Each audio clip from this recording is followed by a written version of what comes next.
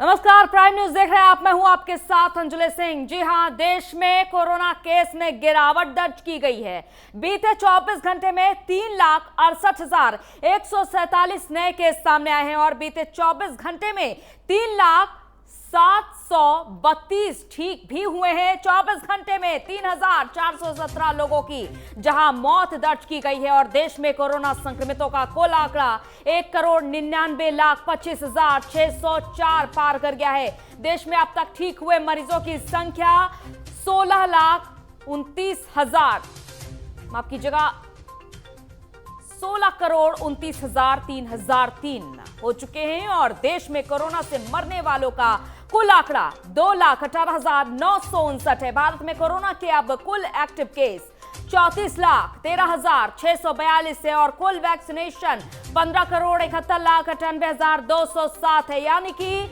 Vaccination की प्रक्रिया बहुत ही तेजी से है और यह भी एक वजह मानी जाए कि केसेस में गिरावट जो दर्ज की गई है आज की तारीख में, वो एक ये भी वजह हो सकती है। एक तो लॉकडाउन जिसका पालन कराया जा रहा है, लोग खुद भी अब जागरूक हो रहे हैं धीरे धीरे कर। दूसरा, वैक्सीनेशन की प्रक्रिया से अब धीरे धीरे कर युवा वर्ग भी जुड़ रहा है। तो ऐसे में अब केसेस में गिरावट दर्ज की गई है, जहां हमने देखा कि रिकवरी रेट काफी धीमी गति से चल रही थी और कोरोना केसेस की रफ्तार बहुत ही तेजी से बढ़ रही थी। संक्रमण की दर एक ग्राफ ऊंचाई की ओर जा रहा था, लेकिन अब देखा गया है कि कुछ दिनों से संक्रमण की दर तो जहां की तहां ठहरी हुई है, यानी कि 3 लाख के आसपास ही आंकड़ा देखा जा रहा है।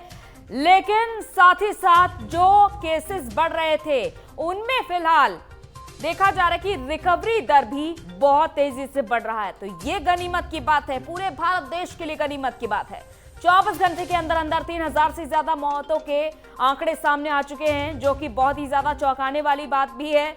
और कई राज्यों की स्थिति अभी भी गंभीर देखी जा रही है, चाहे वो हम दिल्ली की बात कर ले, महाराष्ट्र की बात कर ले, उत्तर प्रदेश की बात कर ले। लेकिन सरकार भी कोई भी एहतियाती कदम उठाने में कोताही जरा भी नहीं बरत रही है। प्रशासन भी कोई भी ढील नहीं दे रहा है और सिर्फ अब जरूरत है आम लोगों को जागरूक होने की।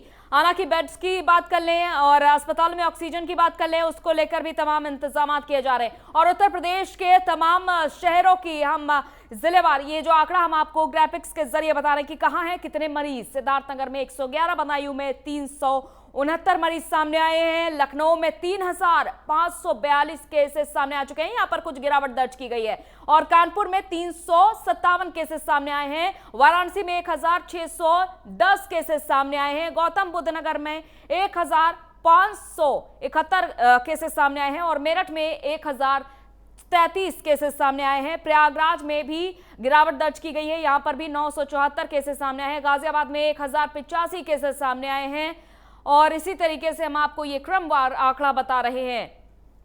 देखिए, हमने देखा था अभी तक कि लखनऊ जो कि राजधानी है, यहां पर 5,000 से ज्यादा केसेस 24 घंटे के अंदर अंदर सामने आ रहे थे। प्रयागराज, वाराणसी, कानपुर, ये 4 जिले ऐसे थे जहां पर आंकड़ा जो सामने आ रहा था वो बहुत ही ज्यादा भयावह था, लोगों को डरा देने वाला था। लेकिन इस वक्त जब तमाम सुधारों की कोशिश की जा रही है और प्रदेश की स्थिति को संभालने की कोशिश की जा रही है, क्योंकि सूबे के मुखिया खुद टीम 11 से अब टीम 9 पर आए, उसके बाद खुद उन्होंने तमाम अस्पतालों की स्थिति जानना शुरू की और खुद जाकर निरीक्षण करना शुरू किया। और ऐसे में जब तमाम प्रयास किए जा रहे हैं यूपी सरकार की ओर से, तो अब देखा जा रहा है कि आंकड़ा काफी ज्यादा पहले से घटता हुआ नजर आ रहा है। और उम्मीद करते हैं कि इसी तरीके से जो ये संक्रमण की दर है जो तेजी से बढ़ रही है, फिलहाल जो रिकवरी रेट अब मात देता हुआ नजर आ रहा है इस संक्रमण की दर को, तो उम्मीद यही करते हैं कि इसी तरह की स्थिति फिलहाल बनी रहे पूरे प्रदेश भर में, पूरे देश में। क्योंकि हम देख रहे थे कि तमाम अब जिम्मेदारियां बढ़ रही थी। अस्पतालों में भी जो डॉक्टर्स की तैनाती है, डॉक्टर्स पर खास करके जिम्मेदारियां बढ़ रही थी, क्योंकि जब भी मरीज अस्पतालों का रुख कर रहे थे तो उन्हें खाली हाथ लौटना पड़ रहा था, मायूसी के साथ लौटना पड़ रहा था। लेकिन एक बार फिर अब देखा गया है कि मरीजों की संख्या में कमी दर्ज की गई है और रिकवरी रेट फिलहाल बढ़ रहा है। हालांकि 1 मई से वैक्सीनेशन की भी यूपी में भी शुरुआत हो चुकी है। क्योंकि कई लोग में ये भ्रम की स्थिति बनी हुई है कि वैक्सीन कुछ प्रभावी नहीं रहेगी, वैक्सीन खतरनाक है। तो इस भ्रम की और गलतफहमी की स्थिति को हटाते हुए लोगों को हम एक बार फिर से यही अपील करेंगे, प्राइम न्यूज़ की तरफ से यही अपील है कि आप जाइए वैक्सीन लीजिए, क्योंकि वैक्सीन से खतरा कम होने की आशंका है। बिल्कुल मिटाया नहीं जा सकता, ये कोई भी पुष्टि नहीं कर रहा, लेकिन हाँ, वैक्सीन से कोरोना का खतरा काफी कम हो जाएगा। तो ये डॉक्टर्स भी बार बार बता रहे हैं कि एक आम मरीज में और एक वैक्सीनेटेड मरीज में कितना ज्यादा फर्क है, उनके फेफड़ों में कितना ज्यादा फर्क है, ये बार बार डॉक्टर्स भी चेता रहे हैं। इसीलिए हम बार बार यही अपील करेंगे कि आप जब भी घरों से निकलें मास्क के साथ निकलें, और वैक्सीनेशन की प्रक्रिया जैसा कि शुरू हो चुकी है, महाअभियान इसका शुरू हो चुका है पूरे देश भर में, और तमाम राज्य अपनी तरफ से पहल कर रहे हैं। दिल्ली में भी आज से वैक्सीनेशन की प्रक्रिया शुरू हो चुकी है। 18 से 44 साल तक के लोगों को वैक्सीन दिल्ली में भी दी जा रही है।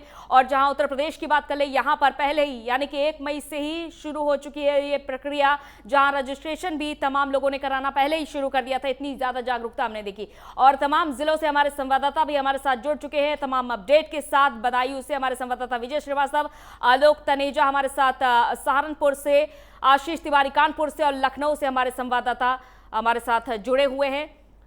जितेंद्र की ओर करती हूँ। जितेंद्र, फिलहाल जो आंकड़े आज सामने आए हैं 3000 के पार फिलहाल हमने देखे हैं, लेकिन उस स्थिति से कहीं बेहतर हैं जब 6000 आंकड़े सामने आ रहे थे, 5000 से ज्यादा केसेस हम देख रहे थे, उससे कहीं बेहतर स्थिति हम देख पा रहे हैं। बिल्कुल जाहिर सी बात है कि एक राहत जरूर मिली है, और लगातार 7,000 का आंकड़ा पहुंचा था यूपी में, लगातार 7,000 का आंकड़ा पार हो चुके थे।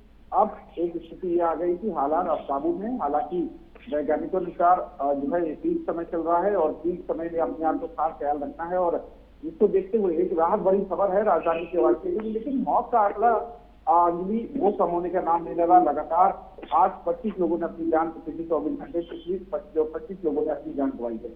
तो स्थिति नाजुक है, और स्थिति नाजुक को भी हमें जागरूकता की आवश्यकता है, और जागरूकता के साथ ही शायद हम अपना बचाव कर पाएंगे।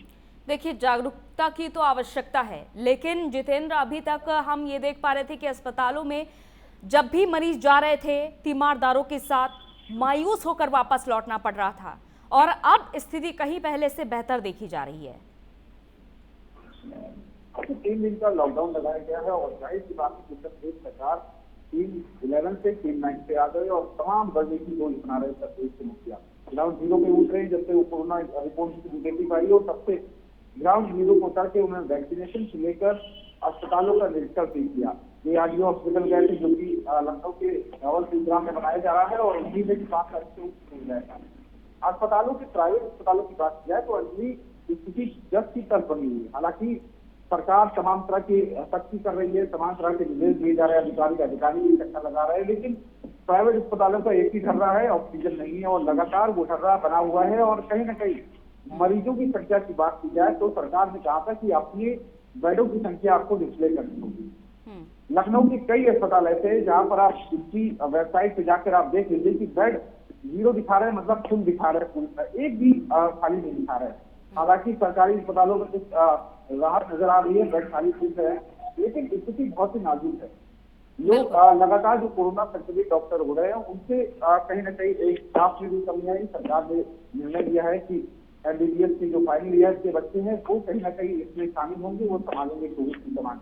अब देखते हैं वो कब तक होता है, लेकिन स्थिति नाजुक के चलते हम सबको जागरूकता की आवश्यकता है, और प्रशासन को सख्ती की आवश्यकता है। सख्ती होगी तभी शायद जो कोरोना संक्रमितों की संख्या कम होगी। कल उत्तर प्रदेश के मुख्यमंत्री योगी आदित्यनाथ ने व्यापारी से संवाद किया, और व्यापारी से उनकी जो तकलीफ है, जो उनकी समस्या है, उनको भी जानने की कोशिश की। मुख्यमंत्री योगी आदित्यनाथ चैन से भी बैठे हैं, और मुखिया होने के नाते वो तमाम तरह की प्रयास कर रहे हैं कि कोरोना संक्रमण की स्थिति यहाँ पर कंट्रोल की जाए। वैक्सीनेशन का भी काम शुरू हुआ, तो स्थिति जो प्राइवेट अस्पतालों की स्थिति बनी हुई और सख्ती की आवश्यकता है, और आज भी लॉकडाउन है। यानी कि देखिए, जो घटते कोरोना केसेस हैं वो कई सारी स्थितियों के एक साथ होने के बाद ही दिखे जा रहे हैं। आशीष, जो सिलसिला चला आ रहा था वो अब थमता नजर आ रहा है। देखिए, 357 केसेस कानपुर में सामने आए 24 घंटे में। हमने वो भी समय देखा था जब 1000 से ज्यादा केसेस सामने आ रहे थे, 2000 से ज्यादा केसेस सामने आ रहे थे, और जितने अभी तक केसेस हमने देखे उतनी तो मौत हो जा रही थी अकेले। अब ये स्थिति कहीं बेहतर देखी जा रही है पहले से? जी निश्चित तौर अंजलि पहले से बेहतर हो। जो आंकड़े आप बता रहे हैं अंजलि वो शाम 5 बजे तक है। जो कुछ आंकड़े होते हैं तो वो लेट नाइट अपडेट हुए।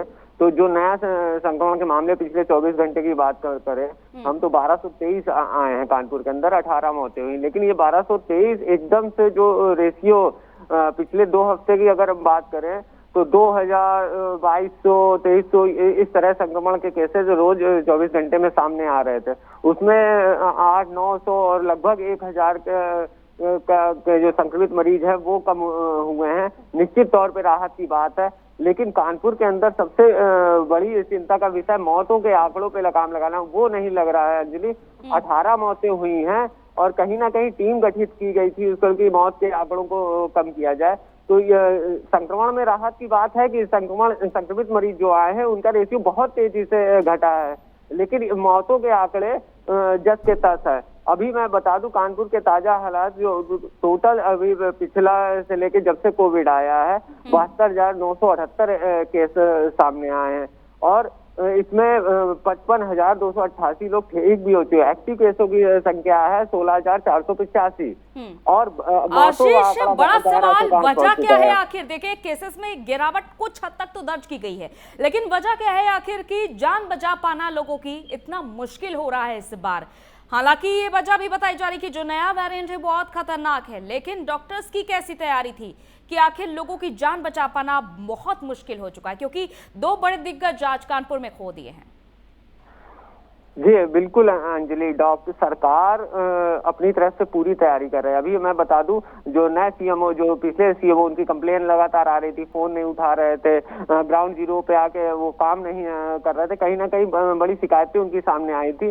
जैसे ही निगेटिव आए हैं सीएम योगी वैसे ही उन्होंने एक्शन लिया है। नेपाल सिंह आज कार्यभार अपना सीएमओ संभालेंगे। निश्चित तौर पे हालात सुधरेंगे। वैक्सीनेशन को लेके प्रक्रिया तेज हुई है और आज मैं बता दूं कानपुर ने 2 दिग्गज नेता प्रवक्ता बीजेपी के मनोज मिश्रा कोविड के कारण उनका निधन हो गया देर रात और अजय प्रताप सिंह अपना दल एस के नेता थे, दर्जा प्राप्त मंत्री थे, उनको भी कोविड के कारण खो दिया है।